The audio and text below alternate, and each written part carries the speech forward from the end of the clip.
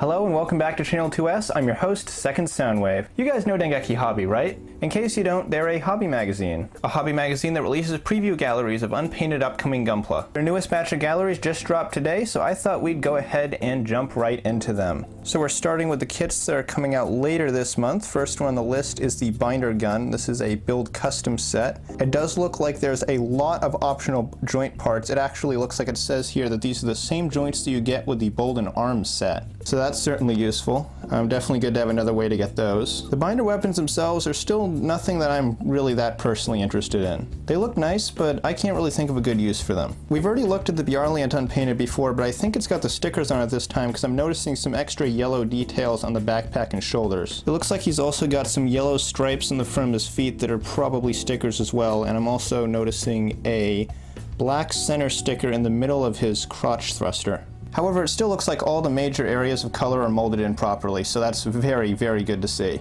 Oh wow, it looks like his beam sabers are actually stored inside of his arms. And unlike the Barzam, you can actually remove them. They're not just molded in details. So the Gibaldi rebake is looking pretty nice. I'm assuming this has the stickers on it since I'm seeing some little white details on the shield and around the back of the head that I highly doubt would be molded in plastic. The color separation on this looks pretty good though, certainly a lot better than the actual Gion rebake. It looks like the black lines on his head are molded in very nicely. And I think it's interesting how some parts of the legs are still cast in gray. It breaks up the color scheme a little bit and helps separate this guy from the Gion. Oh yeah, here we go, finally. I've been looking for a picture of this. It's been pretty obvious since the get-go that that giant hammer weapon he has opens into a crusher claw, but I think this is the first time we've actually seen a picture of it. It works just about the same way I expected it to. So the Jegan is being released on July 14th. This is a very hype kit that a lot of people are excited for, and for good reason too, since this was a much desired master grade for a very long time. It's looking really nice as a model here. I would have liked to have seen those little chest vents molded in gray, but I suppose it is animation accurate to have them molded in green, even if they would have maybe looked a little nicer in gray. The shoulders look really nice though. I'm assuming that yellow ring on the thrusters is not painted, that's actually a separate part. I like the yellow inserts on those sticking up parts on the backpack. That's a nice little touch. It really looks like they put a lot of thought and care into this kit. It's definitely going to be worth it for all those Char's counterattack fans who waited years and years and years for there finally to be a master grade Jegan to go with their Gyaradoga. Cross Silhouette Zaku looks really nice. I am still so hyped for this. I've never loved an SD Gundam as much as this and never been as excited for it to release. I can't believe it, but this is such a cool kit. Looks like the Mono-Eye is molded in a much paler clear pink than it looked in the original pictures, but hopefully, yes, okay. So the blade on the Heat Hawk is still clear yellow. I'm really happy to see that because I was worried for a second they might have actually molded it just in plain clear plastic for the final kit. So the Gion Ultron is coming out at the end of the month on July 28th and is looking pretty much how I expected it to. Obviously there's a lot of detail missing on the heads. Those are going to have probably a lot of stickers on them. The fangs and the eyes and all the other details are not molded in any different color from the rest of the head. Unpainted and unstickered, this kit is looking a little bit plain, but it's still a really cool design and I cannot wait until we inevitably, hopefully, get an HGCE Ultron out of it. So the GM Guard Custom in this gallery looks like it's got the decals on it, and it looks pretty cool. I mean, I'm not really a fan of the Origin style decals. I've never really felt those little extra details were necessary outside of like the really big ones. Sometimes I'll put on the faction symbols and like the serial number and stuff, but I never put on all those little white markings. They're just not really that practical, and I don't think they enhance the design all that much. So now we're getting into the August kits. So the first one of these we're looking at is the Sky High Wings, and I think these are pretty cool. I don't know of any immediate uses I would have for these in customizing, but they're certainly a fun looking accessory that could be used to enhance, from the looks of it, just about any high grade. I'm seeing some interesting looking connectors here too, so I kind of want to see what that's about. I'm wondering if that claw is for attaching this to the backs of kits that don't have a backpack connector. Either the claw goes around the kit and then the backpack attaches to the claw, or the claw goes on an action base, wraps around the kit, and then the wings go onto the claw. Either way, it looks like they're trying to make this attachment as universal as possible. The RX-0 Maru is definitely in a much rougher prototype state than the other kits we've seen on the list so far. I think this is the first time we've seen the actual model in the unicorn mode, or kind of pseudo-unicorn mode where just the head's folded up, so I guess I'll show you guys that. It looks pretty cool. The V-fin definitely transforms, but I'm not really sure what the face does. This is also the first time we've seen the real mode from the back. I'm really relieved to see there's no massive hollow spots in the back of the limbs, but the giant SD Gundam helmet on the back is still a little dumb. You'd think there would have been a way for them to maybe fold that up a little neater. Maybe have it split in half and fold closer to the body. It feels like they could have done something more with the head. So this is that machine rider thing. It's like a little motorcycle you can put the kits on. I'm not really that into this. Like with the wings,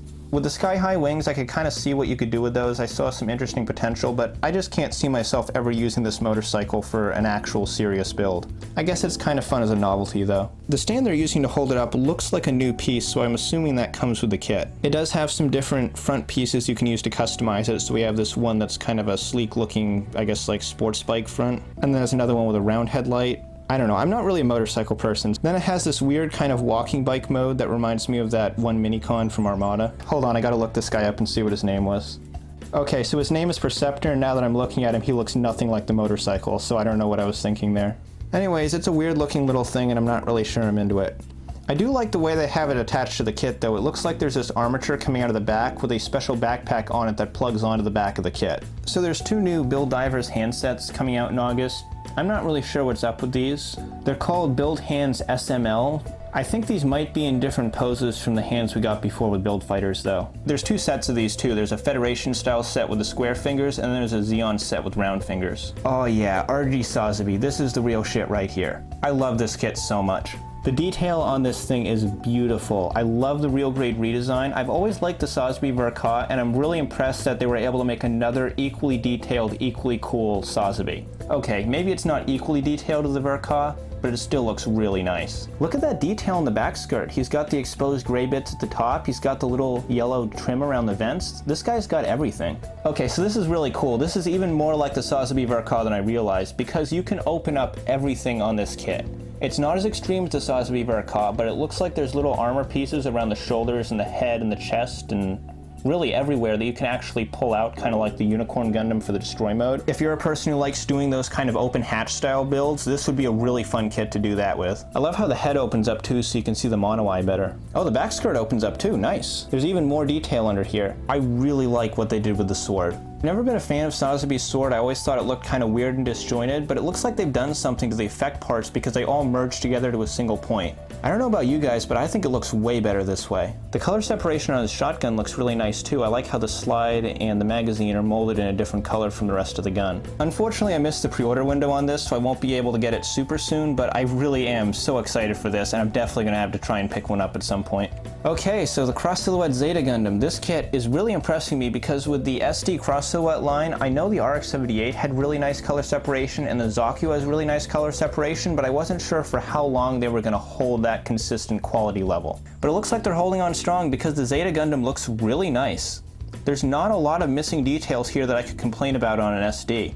I mean, he's got his Vulcans molded in, he's got the little vents on the side of his head, he's got the yellow vents on his chest, he's got the red bits on his arm, he's got the shield molded in both black and red. It might seem really mundane for me to mention these details if you're not familiar with SDs, but that's the kind of stuff you usually don't see colored in. The biggest details I see that aren't molded in are the sensors and the red on the wings, and that's the same stuff that was missing on the high grade. Well, okay, he does need yellow on the vents on his legs, so his color separation isn't quite as good as the high grade, but I think it's still pretty close. And certainly very impressive for an SD. Okay, so this is the Cross Silhouette 00 Diver. Now I think I've talked about this before, but just in case I haven't, well, here you go. This is the 00 Diver. Now the Cross Silhouette version one-ups the high grade by actually coming with the Diver Ace unit from the get-go.